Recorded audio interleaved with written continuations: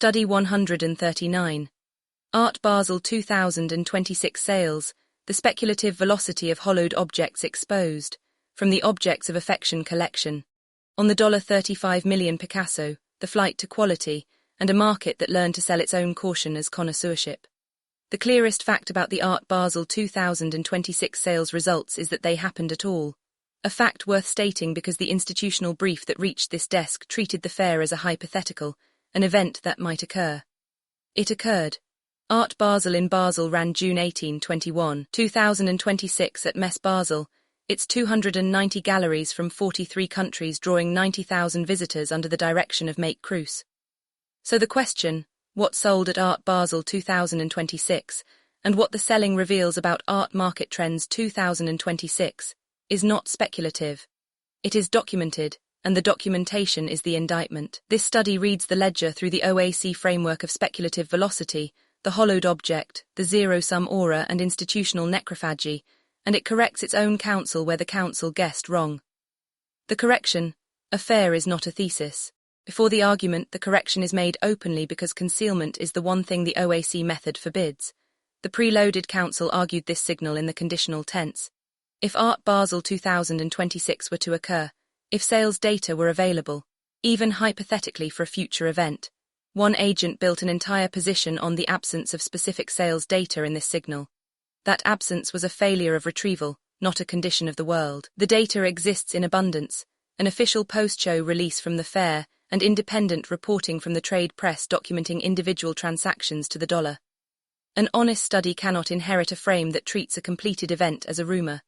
The second correction runs counter to our own ambition. The brief claimed that no other institutional analysis addresses what sold at Basel. This is false as a matter of coverage. The fair is among the most reported commercial events on Earth, and the galleries selling at Art Basel 2026 were catalogued within hours by every major outlet. What remains genuinely unoccupied is not the reporting but the reading, the conversion of a sales list into a diagnosis. The gap is real, we simply had it in the wrong place. The absence of data was never a fact about the fair. It was a fact about the file. A study that mistakes its own blind spot for the world's emptiness will theorize a void that isn't there. The $35 million anchor the most expensive art sold at Art Basel 2026 was a Pablo Picasso. Le Painter et son modèle dans un paysage, painted en plein air in 1963, placed by Hauser Wirth at an asking price of $35 million. By the end of the first day, the gallery had moved more than $65 million of work, and Wirth called it as strong a first day as we've ever had. The art market read this as a sign of health. The OAC framework reads it as a tell.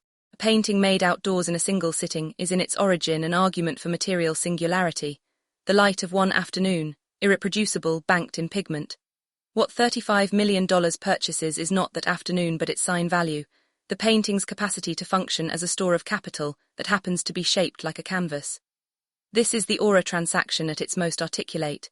The object's singular material history converted, at the point of sale, into a fungible instrument.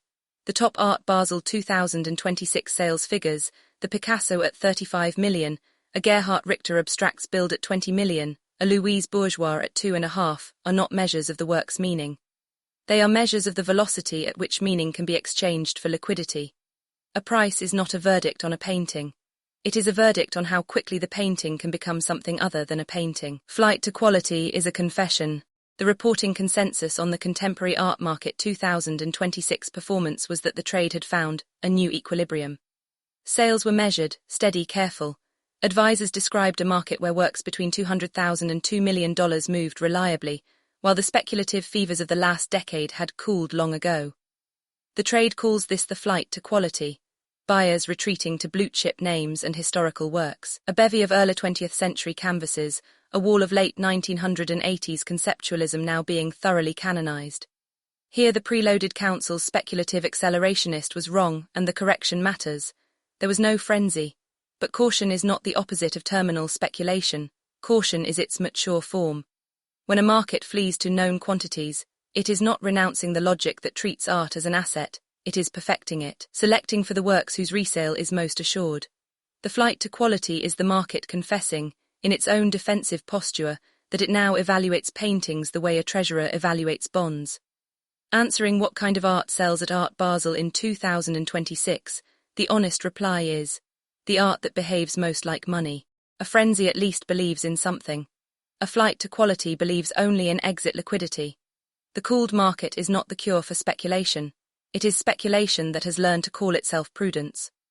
Basel Exclusive and the Manufacture of Scarcity, the 2026 edition launched Basel Exclusive, an initiative in which more than 190 galleries withheld significant works from the digital previews, requiring collectors to appear in person to see them. It generated real money, a Picasso at Olmine Wretch in the $6 to $6.5 million range, a David Zwirner Elizabeth Peyton at $1.2 million reserved for the unveiling. Read structurally, Basel Exclusive is a machine for producing semantic burden. It manufactures scarcity not in the object which already exists, but in access to the object. The withholding is the product. This is the same operation the collection diagnosed in the financialization of proximity, the conversion of custodial access into a scarce, monetizable good. The dealers and buyers who found the initiative underwhelming were responding to something true. A work's aura cannot be topped up by hiding it for a week. You can ration the encounter. You cannot manufacture the singularity that would make the encounter matter. Basel Exclusive is a study in the diminishing returns of engineered anticipation. The Art Basel 2026 buyer profiles it targeted are precisely the collectors least moved by being told to hurry. The hollowed object at the point of sale. To name a work a hollowed object is not to say it is bad, or fake, or unloved. It is to say that its center of gravity has migrated from the material to the market, that its primary narrative has become its transaction history. Walter Benjamin located the aura in the here and now of the original. The authority a thing accrues by enduring in one place through time. Jean Baudrillard showed how, in a system of signs, the object becomes legible chiefly as a marker of difference and status. The art fair is the room where Benjamin's aura is metabolized into Baudrillard's sign, in public, at speed. Consider the sales that dressed the middle of the market, a Helen Frankenthaler at roughly $3 million, staged against her retrospective at the Kunstmuseum Basel. A Willem de Kooning placed by Gagosian for a high seven-figure sum to a private collection in Asia within the first hour. The museum show is not a coincidence adjacent to the sale, it is infrastructure for it. Institutional validation flows downhill into price. This is not corruption, it is how the system is designed to work. But it means the contemporary art object at Basel arrives preloaded with the very apparatus that will hollow it, the retrospective, the catalogue, the provenance line, the price achieved by the comparable last November. The hollowed object is not the counterfeit. It is the masterpiece whose meaning has been quietly relocated from the surface of the canvas to the last line of its auction record. The Warhol that did not sell. Not everything moved. Aquavella brought an Andy Warhol self-portrait, Fright Wig from 1986, priced at $35 million, the same figure as the day's top Picasso. And by the reporting, it sat as a trophy on offer rather than a trophy sold. A near-identical example traded at auction a decade ago for the inflation-adjusted equivalent of roughly $34 million. The asking price at Basel was therefore not a valuation, but a bet on mechanical reproduction as an appreciating asset. A self-portrait produced through Warhol's own machinery of the copy, offered as a unique store of value. The unsold Warhol is more instructive than any sale. It marks the exact point where speculative capital misjudged the ceiling, where the impact of Art Basel sales on value ran into a buyer who declined to ratify the number. Guy Debord's spectacle absorbs everything, but it cannot compel a signature. In this small resistance, a great picture left on the wall because $35 million was a story the room would not co-sign, there is a flicker of the spectacle of dissent, value declining for once to move at the speed asked of it. Hockney, 11 days dead. The most delicate transaction at Basel involved an artist who had died earlier that month. David Hockneys' passing prompted international reflection. At the fair, the Gallery Grey sold his studio interior #2 for $8.5 million and a 2011 arrival of spring work for $650,000. The collection has already opened a file on the machinery of his posthumous market in its study of the London Memorial planned for 2027, reading the interval between a funeral of two and a memorial of thousands as coiled velocity. Basel is where that coil begins to release. The sales were not indecent. A market must clear, estates must function, and Hockney is not diminished by being bought. But the timing exposes the mechanism with unusual clarity. Death is the ultimate guarantor of scarcity, the moment the edition is closed forever, and the fair is the first liquid venue to price it. This is the cleanest available illustration of speculative velocity as a force that does not pause for mourning. The artist is not the villain, and neither is the collector. The structure is the subject, and the structure metabolizes loss into investment art. Art Basel 2026 results before the obituaries have finished running. Death is the market's most reliable supplier.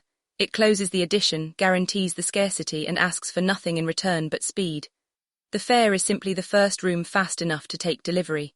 The contract the fair cannot sign what would resist all this. Not a boycott of Basel, which is neither possible nor the point. The framework's answer is the custodial mandate, the custodian's contract, a set of obligations that would travel with an object past the point of sale. Disclosed terms, anti-speculative resale conditions in the tradition of the 1971 Artists' Reserved Rights Agreement, and a documented commitment to the work's physical future, rather than its financial one. Almost nothing sold at Basel carried such an instrument. The fair is architecturally incapable of issuing one, because its function is to accelerate transfer, and a custodial contract is a form of friction. The 2026 edition offered two faint gestures in this direction, worth naming fairly. Its digital section, 010, made its European debut co-curated by the artist Trevor Paglen, placing works whose provenance is native to the ledger rather than laundered through it. And its citywide Parker's program was curated by Stephanie Hessler, director of the Swiss Institute, the same institution whose purchase of a permanent home the collection has read as a genuine anti-speculative act. Neither redeems the fair. Both suggest that narrative permanence can survive inside the machine if only at its edges. A market can price anything except the promise not to sell. That is why the custodian's contract is the one document the fair cannot print. It is friction sold as a feature, permanence in a room built for velocity. What the ledger actually says. Read as a whole, the Art Basel 2026 sales analysis yields a market that is calmer, older, and more nakedly financial than the one it replaced. The financialization of art did not arrive with a crash. It arrived with a steadying, the reassuring hum of blue-chip works changing hands at defensible prices.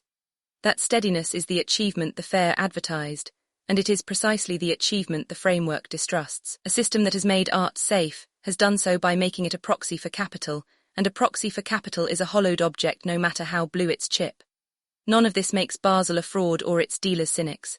Make Cruce runs an extraordinary fair, the works were real, the visitors were moved. The fair is not the villain. The fair is the clearest symptom we have of an economy in which even the singular object survives only by proving it can be sold twice. Coda.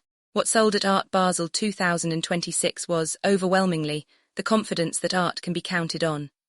The Picasso, the Richter, the flight to quality, the withheld works of Basel exclusive, all of it describes a market that has traded the risk of meaning for the reliability of resale. The one work that refused to move, the Warhol left on the wall, said more than any sale. There is still a price at which the room declines to pretend. The collection's wager is that the future of value lies not in the fair's velocity, but in its opposite. In the object that carries a contract forbidding its own liquidation, and means it. Authored by Christopher Banks, anthropologist of luxury, critical theorist and founder Objects of Affection Collection / Office of Critical Theory and Curatorial Strategy, 469 Fashion Avenue, 12th floor, New York, NY 10018 Related OAC Studies. The Art Basel 2026 ledger sits within a wider body of OAC analysis on velocity, the market, and the fate of the object. Continue with, on speculative velocity in the market, ArtNet auctions, unmasking speculative velocity in the hollowed luxury market on the posthumous market. David Hockneys, London Memorial 2027. Critical analysis of Legacy's speculative velocity on the icon and its hollowing, Frida Kahlo. Unmasking the speculative velocity behind her icon status. On the financialization of proximity, Bayeux Tapestry, British Museum. Demand. Institutional necrophagy's high-velocity display on object permanence and the custodian's contract. Swiss Institute, New York. Permanent location. A mandate for object permanence. Explore the full argument by category. Market analysis and collapse and contemporary critique.